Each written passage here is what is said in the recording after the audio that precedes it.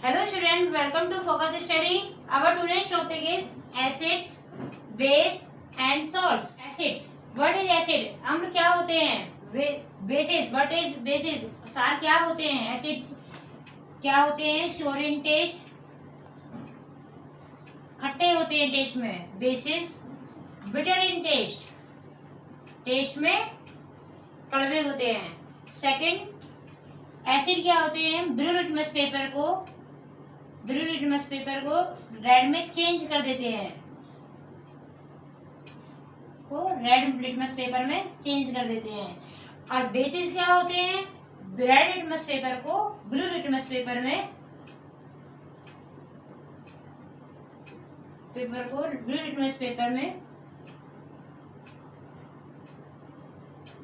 Change in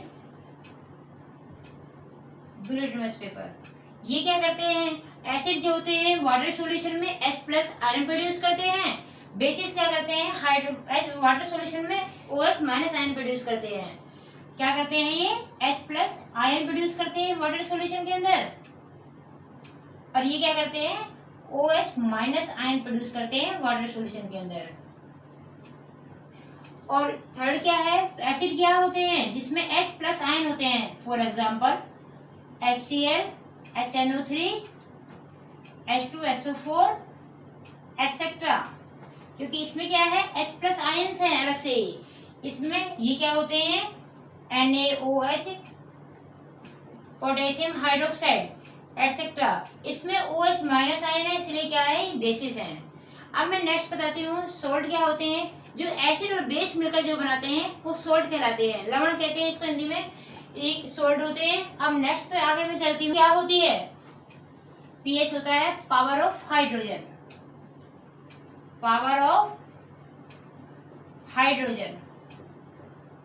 ये मेरे पास क्या होता है? एक स्केल होता है 1 से लेकर 14 तक के बीच में. 1, 7, 14. इसकी वैल्यू क्या होती है? 1 से 7 के बीच में होती है. ये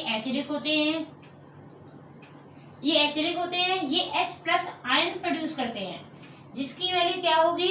7 से 14 के बीच में होगी. ये क्या होंगे? बेसिक होंगे. और ये OH माइनस आयन्स प्रोड्यूस करते हैं, जिसकी वैल्यू 7 होती है. पीच वैल्यू 7 होती है. वो क्या होते हैं? न्यूट्रल होते हैं. लेकिन इसमें एक चीज याद रखना आप, जैसे जैसे हमारी वैल्यू बढ़ती जाएगी, एसिड जो होता है उतना ही वीक होता चला जाता है, और बेस जो होता है उतना ही स्ट्रॉन्ग होता चला जाता है. इस चीज का आपको ध्यान रखना है, क्योंकि इसमें क्या होते हैं? H प्लस आयन प्रोड्यूस होते जा रहे हैं आगे बढ़ते बढ़ते. इसमें बेस में क्या हो रहा है? OH माइनस आयन प्रोड्यूस हो रहे हैं. इसमें जैसे आप आगे बढ़ते जाओगे ये उतना ही स्ट्रॉन्ग होता जाएगा, और ये जैसे आप आगे बढ़ते जाओगे उतना ही ये वीक होता चला जाएगा. एसिड सॉल्यूशन जो होगा. आगे बताती हूँ आपको. मेरे पास जैसे क्वेश्चन है एक, HCl, HNO3 और show the acidic behaviour but CH3 COH glucose alcohol ऐसा क्यों नहीं कर पाते हैं. फर्स्ट क्वेश्चन ही यही है मेरे पास कि HCl और HNO3 ये एसिडिक बिहेवियर शो कर रहे हैं, और क्या है? ग्लूकोज, जिसका एसिडिक एसिड जो होता है इसका फॉर्मूला ये होता है. तो ये एसिडिक बिहेवियर नहीं दिखाता है, और ये एसिडिक बिहेवियर दिखा रहा है. क्यों? जैसे आप सबको मैंने अभी क्लियर किया है कि HCl बता रहा है समझो H प्लस आयन प्रोड्यूस हो रहे हैं इसके अंदर, और ये इसमें क्या है? OH माइनस आयन प्रोड्यूस हो रहे हैं, और जिसमें H प्लस आयन प्रोड्यूस होंगे वो एसिडिक ही होगा. तो ये इसलिए क्या कर रहा है? वो वाटर के अंदर H प्लस आयन प्रोड्यूस कर रहा है. ये ऐसा नहीं कर पा रहा है H प्लस आयन प्रोड्यूस, इसलिए क्या होगा? ये HCl HNO3 जो होगा एसिडिक बिहेवियर शो करता है. सेकंड क्वेश्चन मेरे पास आता है, जैसे आप डेली लाइफ में देखते ही हो कि वो पीतल और तांबे के बर्तन में कभी भी खट्टे पदार्थ नहीं रखने चाहिए.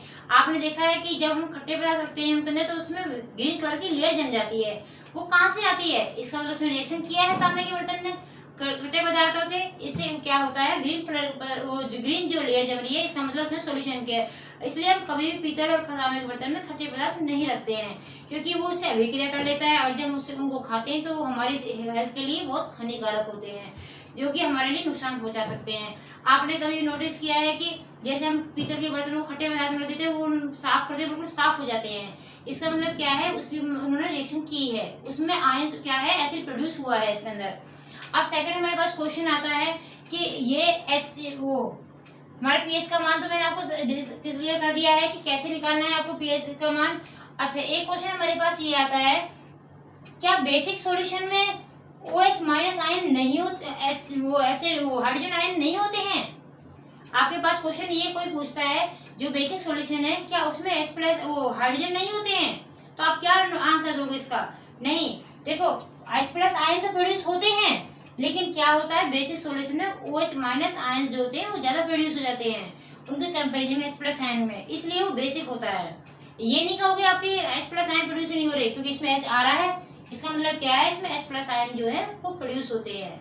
अब मेरे पास आते हैं कुछ फॉर्मूले आते हैं, जैसे मैं आपको बताती हूँ कि मुझे दे रखी है 4-5 वैल्यू दे दी, जैसे मेरे पास एक का pH का मान 1 दे दिया, एक का 4 दे दिया, एक का 7 दे दिया, एक का 6 और एक का 11। अब आपसे पूछा जाएगा क्वेश्चन कि इसमें बताइए कौन सा एसिड है कौन सा बेस है और कौन सा स्ट्रॉन्ग है कौन सा वीक है।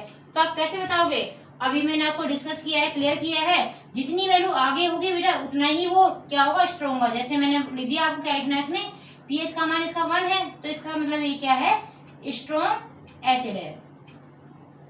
इसका pH का मान क्या है, 4 है, इसका मतलब क्या है, ये वीक एसिड हो गया। ये 7 वाला मैंने आपको क्या बताया है, 7 का इसका लिखोगे pH का मान 7 है तो ये क्या हो गया, ये न्यूट्रल हो गया। इसका pH का मान कितना है, 6 है, ये भी क्या है, वीक एसिड है। अब इसका pH का मान कितना है, 11 है, ये क्या है, ये बेस है।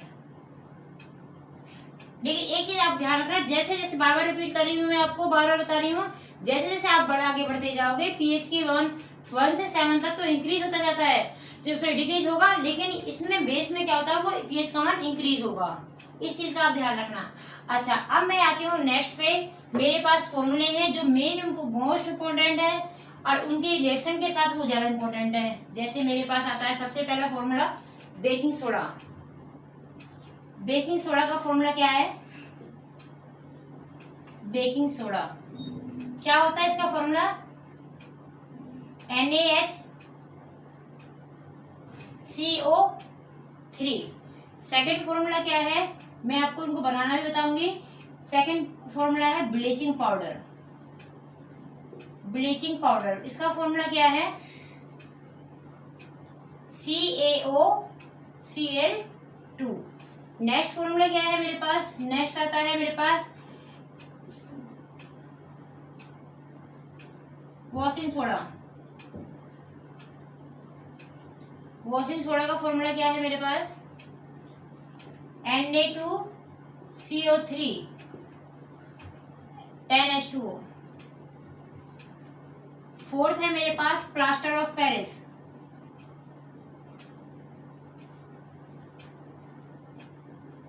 इसका फॉर्मूला क्या होता है, CaSO4 ½ H2O। अब मैं आपको बताती हूँ बेकिंग सोडा कैसे बनता है। बेकिंग सोडा के लिए मैंने क्या करना है, सोडियम कार्बोनेट लेना है, प्रिपरेशन बताती हूँ मैं इनकी।